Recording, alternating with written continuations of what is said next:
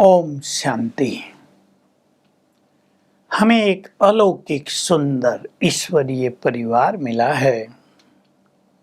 इस परिवार में संपूर्ण विश्वास, निश्चय, इस परिवार के प्रति हमारे एटीट्यूड्स, हमारे दृष्टिकोण हमें बहुत सुख देते हैं।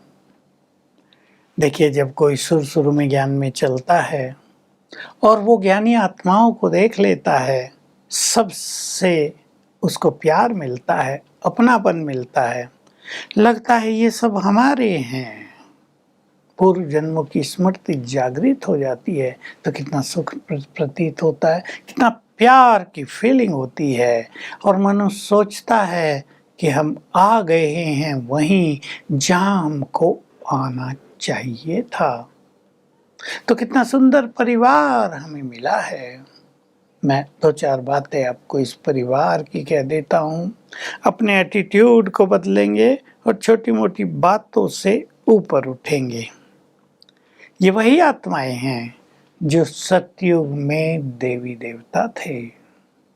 हम सब देव कुल की महान आत्माएं यहाँ आकर इकट्ठा हुई हैं। कई लोग ऐतराज करते हैं, तुम अपने को हिंदू क्यों नहीं कहते? इस हिंदू धर्म का वास्तविक नाम है आदि सनातन देवी देवता धर्म, जो केवल अब सनातन धर्म रह गया है। देवता थे हिंदू लोग, सभी देवत्व था उनमें, इसलिए कई लोग ऐतराज करते हैं, लेकिन हमें अपने देवत्व को पहचानना है। तो ये जो ईश्वरीय परिवार है, ये देव कुल की महान आत्माओं का परिवार है। एक बात याद रखेंगे। दूसरा, इनमें से कई आत्माएं वही हैं जिनकी मंदिरों में पूजा हो रही है। आप इस रहस्य को जानते होंगे, नहीं तो सुन लें। जब भगवान इस सृष्टि पर आते हैं युग बदलने के लिए, मनुष्य को देवता बनाने के लिए, कलयुग को सतयुग में बदलने के लिए या नरक को स्वर्ग बनाने के लिए, तब बहुत सारी आत्माएं अपने लाइफ को समर्पित कर देती हैं। वो पवित्रता धारण कर लेती हैं, माना ब्रह्मचर्य, और तन मन धन भावनाएं संकल्प विचार सबके द्वारा ईश्वरीय सेवा को पूर्ण करने में लग जाती हैं। इस महान यज्ञ को निर्विघ्न बनाने में लग जाती हैं, क्योंकि असुरी संपदा इसमें विघ्न डालती है।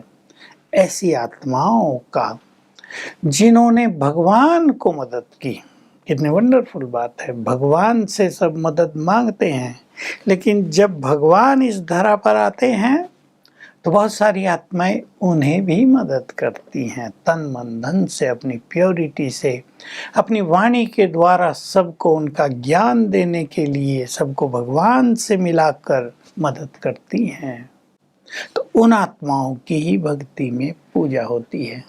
आप देख रहे होंगे अलग अलग गांव में अलग अलग देवियां। अकेले गुजरात में जाओ, कई तरह की देवियों की मान्यता है अलग अलग एरियाज में। भाई इस एरिया की ये देवी, इस एरिया की ये। महाराष्ट्र में जाओ, अलग अलग क्षेत्र में अलग अलग देवियां हैं। हर जगह आप जाकर देखो, यूपी में जाओ, बिहार में जाओ, क्योंकि इन महान आत्माओं ने उस स्थान पे सेवा बहुत की है। तो जब आप इन समर्पित भाई बहनों को देखें तो इस नज़र से देखें, ये वही हैं जिनकी मंदिरों में पूजा हो रही है। ये बहुत महान है, ये संसार की पवित्र आत्माएं हैं, ये इस विश्व के श्रृंगार हैं, जिन्होंने पवित्रता धारण की, मन वचन कर्म से अपने को ब्रह्मचर्य में, पवित्रता में ले आई हैं। ये आत्माएं, किसी में छोटे मोटे संस्कार हो सकते हैं, वो सब बदल रहे हैं। उनको देखकर इन महान आत्माओं से घृणा करना या कोई टकराव की स्थिति पैदा करना, ये गलत हो जाता है। बाबा ने कभी कहा था, जब इन सभी की पूजा मंदिरों में करते थे जड़ मूर्तियों के रूप में, तुम उन्हें कितना सम्मान देते थे, कितने प्यार की नज़र से देखते थे। अब जब वो सब चेतन में हैं तो उतना सम्मान क्यों नहीं रखते, उतना प्यार क्यों नहीं रखते? सभी की बात नहीं है, सभी तो रखते ही हैं। थोड़े लोग ऐसे होते हैं जो नहीं रखते, जो टकराव में आते हैं। तो हम सब का ये ईश्वरीय परिवार है। हम सब भगवान के बच्चे हैं। हम उसके बच्चों से नफरत करें, देखो ये उसको कैसा लगेगा। उसके बच्चों से मनमुटाव रखें, उसको कैसा लगेगा। उसके बच्चों से आपस में क्रोध करें, गलत शब्द बोलें, ये उस तक पहुंचते हैं, उसको कैसा लगेगा। जिस परिवार में वो प्यार के वाइब्रेशंस बना रहे हैं, जिस परिवार को वो महान आत्माएं बना रहे हैं, जिस परिवार के द्वारा वो विश्व को बदलने का काम कर रहे हैं, उस परिवार में कोई बाधा उत्पन्न करें तो भगवान के प्यार से वो वंचित हो जाएंगे, उनकी दुआओं से, उसके आशीर्वाद से वो दूर चले जाएंगे। तो हमें ऐसा मानना है, मैं भी ईश्वरीय परिवार में, ये सब आत्माएं भी ईश्वरीय परिवार में हैं। प्यार की फीलिंग बढ़ाएं, सम्मान की फीलिंग बढ़ाएं। इसलिए हम सभी रोज सुनते हैं, प्राय सुनते हैं, स्वमान में रहो और सबको सम्मान दो। मैं दूसरी बात भी कहूँगा, स्वमान में रहो और दूसरों को सम्मान, स्वमान की नज़र से देखो। हम इस स्वमान में हैं कि मैं इस सृष्टि की एक महान आत्मा हूँ, तो ये भी सब महान आत्माएं हैं, इस नज़र से देखें। मैं इस देवी हूँ, तो ये भी इस देवी हैं। मैं भगवान के बहुत समीप हूँ, ये भी उसके बहुत समीप हैं। मैंने भी अपना जीवन उसके कार्यों में अर्पित किया है, इन्होंने भी अपना जीवन उसको अर्पित कर दिया है।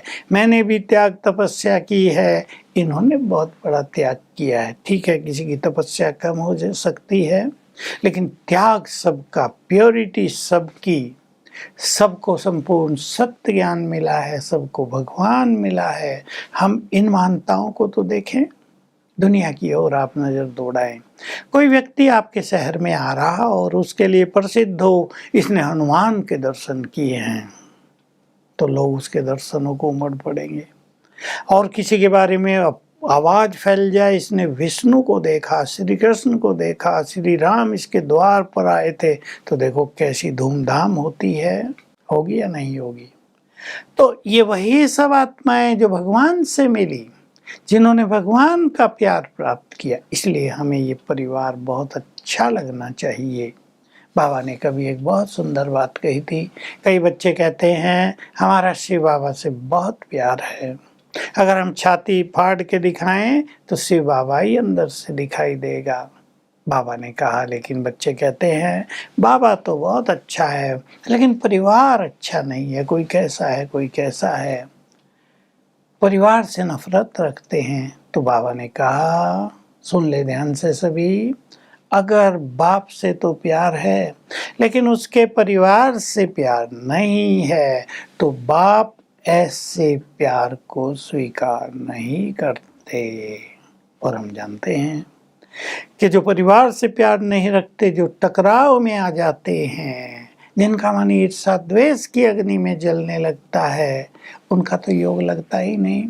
वे तो प्रभु प्रेम में मगन हो ही नहीं सकते। इसका कारण यही है कि भगवान उनके प्यार को अस्वीकार कर देता है, तो उनको ये कठिनाइयाँ होती हैं। तो हम सभी परिवार में इस तरह रहें जहाँ कोई टकराव ना हो, जहाँ प्यार ही प्यार हो, और ये प्यार तो आत्मिक प्यार है, जहाँ भावनाएं हमारी विशुद्ध हों एक दूसरे के लिए, जहाँ हम एक दूसरे को बहुत मान्यताओं की दृष्टि से देखें।